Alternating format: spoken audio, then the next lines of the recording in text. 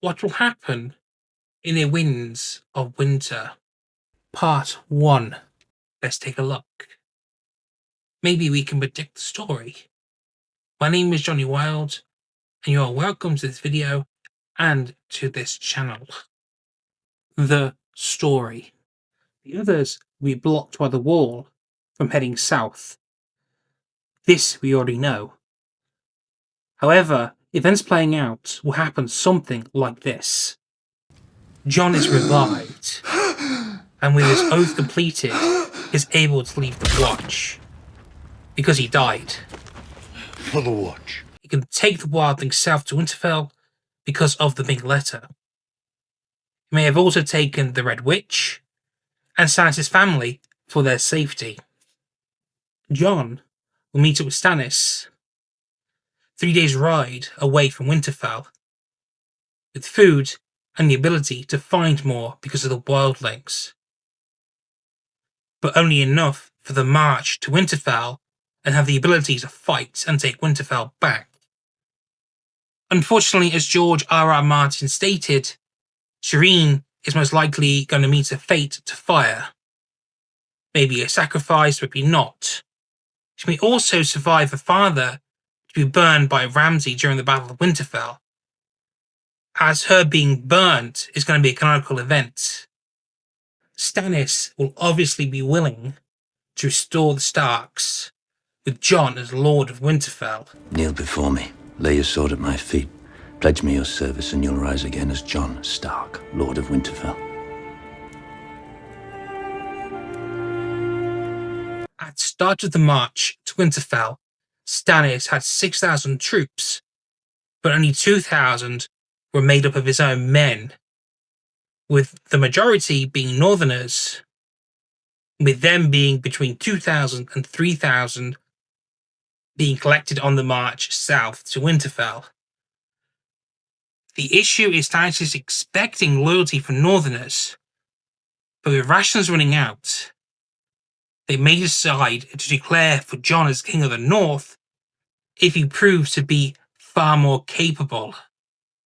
Let's assume here and now that Melisandre has decided that the burning of Shireen is going to be a great boon for the taking of Winterfell. Whether it happens or it's going to be tried, Jon will rebel in great rage and profound heartbreak. And with him, the wildlings and the northern faction would outnumber what remaining numbers Stannis has. This would allow Jon to at least arrest Melisandre and Stannis for kinslaying. And in terms of Melisandre, general murder, or the attempt of those. Now, we need to look at Lady Stoneheart, as she has Robb's will that legitimizes Jon as his heir, which is very strange because he's in the Night's Watch, but let's just go with it. Now, if Lady Stoneheart and the Brotherhood Without Banners dropped their current mission and headed north on horseback, they could probably just about make it for the march on Winterfell. They could make it in time to meet Jon before, during, or around after his victory. This would obviously strengthen the claim of the Northerners for Jon as King of the North, which is very important. Now, Melisandre would be the one to identify what Lady Stoneheart is before Stoneheart tells Jon what she saw.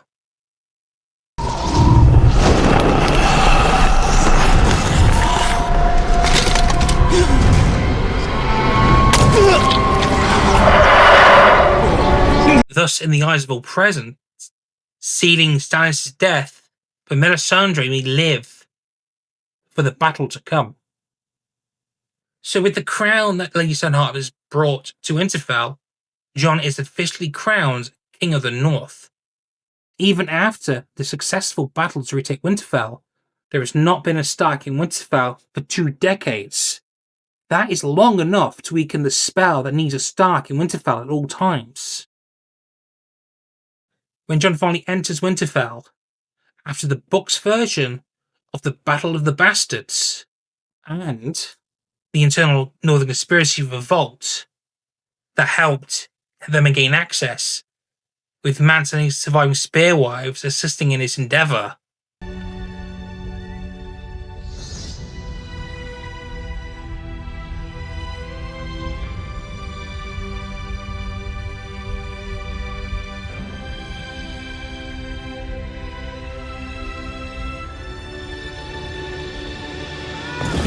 They find the snow covering the crypt is cleared, and the sound of stone dropping on stone can be heard non-stop from within.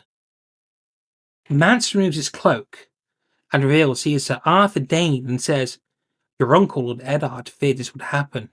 He asked me to be a living memory just in case he died without passing on the true role of the Starks. And now 20 years without a Stark inside Winterfell has caused the Night's King to awaken." Then, the sounds of a heavy metal object hitting the floor, followed by the sounds of marching coming closer, stop their conversation dead. The undead march out and attack everyone they see. Then, Sir Arthur says, in great horror and shock, "It is him, the Night's King. He walks among us once more." It is true. The Night's King emerges from the Stark's crypts to everyone's shock and horror.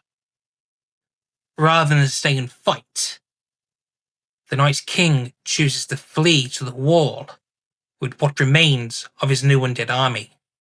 Samwell has decided to leave Ogtown after learning about how to kill the others, and has all the knowledge to do so. He goes to Winterfell, having been told Jon's location earlier, as they kept in touch via ravens. He arrives at the same time as Daenerys, who, upon seeing an abandoned undead, she agrees to mine dragonglass in hopes it will be of use in the war that will come. Rather than march on the wall and be caught out in a battle that the combined forces won't win and leave Westeros defenseless, it is agreed to fortify Winterfell.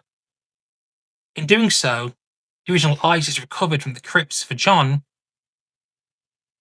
and Sir Arthur leaves Winterfell to get his sword as quickly as he can, thanks to Sir Davos. This trip taken over 7 days to complete.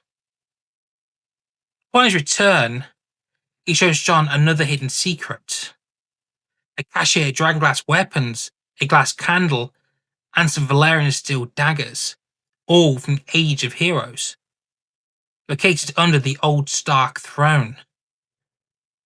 And in the Great Hall, a secret workshop for dragonglass weapons manufacturing, including a small cave of raw dragonglass. While that is all happening, the Night's King reaches Castle Black in about 21 days and begins the attack immediately. Outnumbered, the brothers perish while fighting with great courage and honour. Sir Alistair Thorne, helpless with fear and guilt, is overrun by the ever-growing undead army. The castle is now under the Night's King's ownership, allowing him time to search for something. There'll be some Arya and Sansa chapters where it talks about a sudden deep longing to go home, like some force is attracting them there. And these chapters will take place around the time Jon leaves Castle Black. There'll be a chapter or two for Jon and Lady Stoneheart. This will focus on Rob's will and them talking about Ned, Jon's true identity, and forgiveness for her treatment of him. Bran will finally leave the weirwood tree he has been at since returning to Winterfell, around the time the Battle of the Bastards ended, and he's there to assist in giving of knowledge to discern the truth, while Sir Arthur can test it's all true as well. Bran will say he's not a Stark anymore, but the three-eyed raven now. So he cannot be Lord, even King of Winterfell, when Jon asks him. Instead, he tells Jon it's temporary, as only the Lord of Winterfell can truly defeat the Night's King. This is because of the magic associated with the reigning head of the Starks, since Brandon the Breaker. Arya and Sansa will arrive as the preparations are almost being completed and double-checked. Jon and Daenerys are talking about the King of the North issue, because she wants to rule the Seven Kingdoms. So Bran just seduces his three-eyed raven and suggests they marry, as this was of the issues hinted at, while suggesting Rickon as the next Lord of Winterfell, which will also stop a rebellion from the Northerners. This is an agreed-upon solution, with Daenerys adding her armies to the battle officially. Meanwhile, young Griff is preparing to march north from Storm's End, planning and ensuring the resources, ships, and soldiers are fully prepared for a large-scale battle for King's Landing. And Euron uses magic and poisons to seduce Queen Cersei, and in doing so, made her his bride, and thus him king of King's Landing and of Westeros. We read also that Bran sees Hound Reed preparing to emerge with Ned's bones, having seen him take the bones for safekeeping during the War of the Five Kings. Now this is a good opportunity for a Night's King chapter. Maybe a little bit of history from what he remembers, his true name, and all that. And finally finding what he wants to find all along.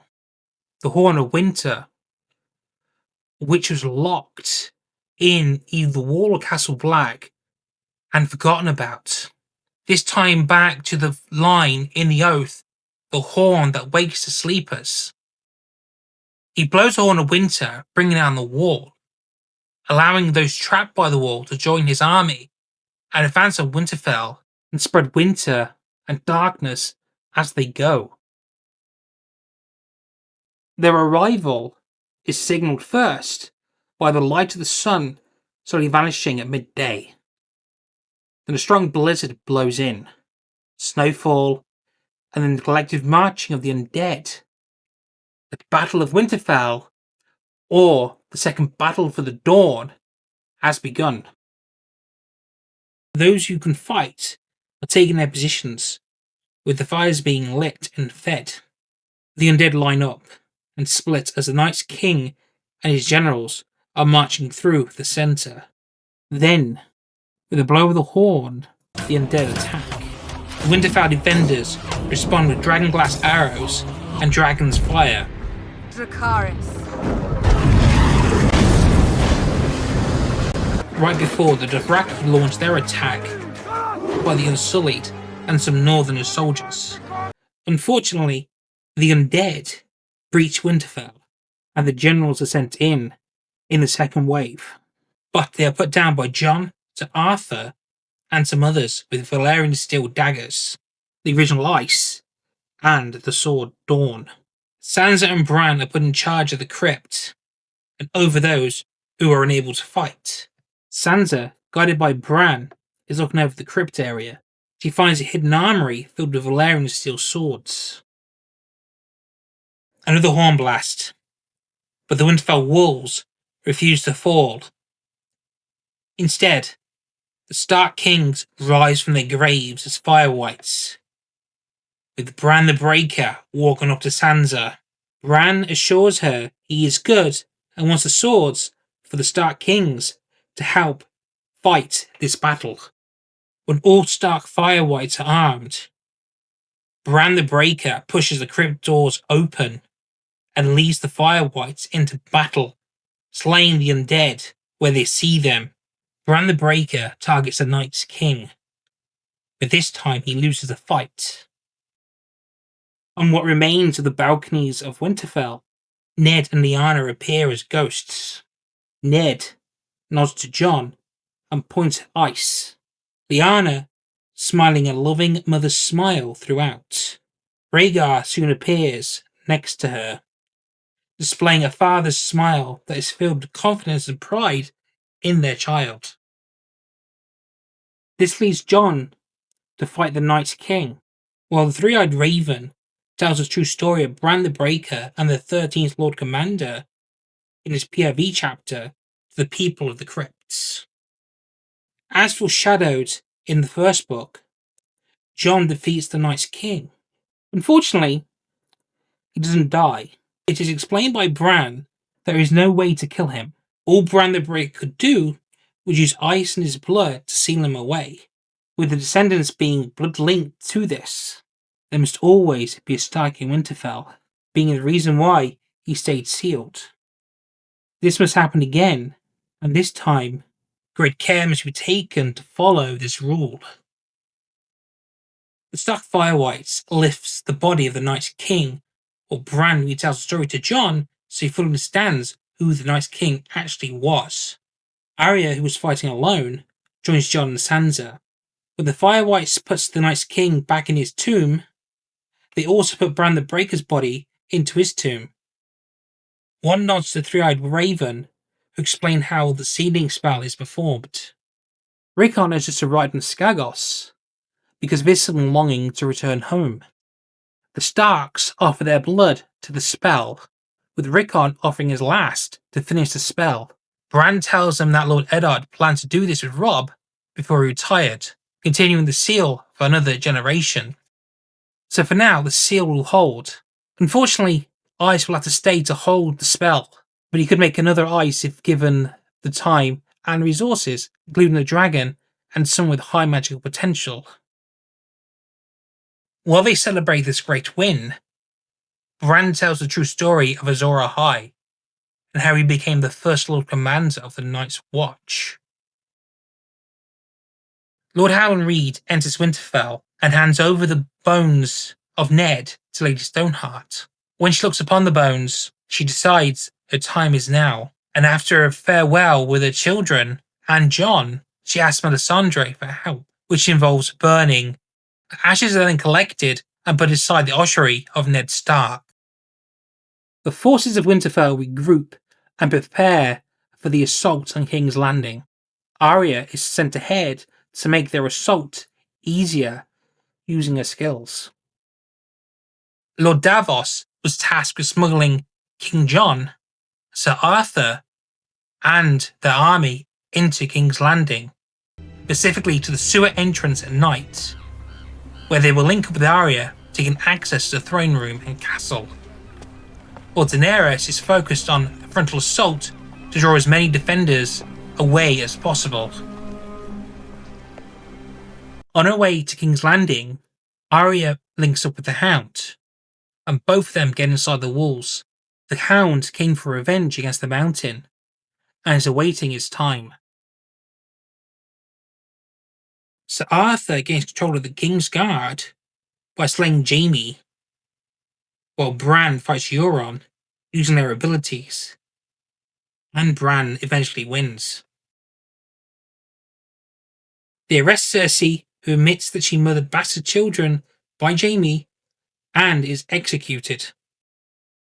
Daenerys can flip a coin in this situation, so she marries Jon, both at the coronation on the same day as the wedding, only to be challenged by young Griff, who soon realizes by Drogon he is not a Targaryen. He puts his sword down and pledges loyalty. And that, ladies and gentlemen, is my prediction for the Winds of Winter. Thank you for watching. I really appreciate it. I have more videos in the playlist. I have gaming content which you can watch if you feel that you want to give me a watch on that. So you can start off to one of those playlists, and I'll say cheerio from this one.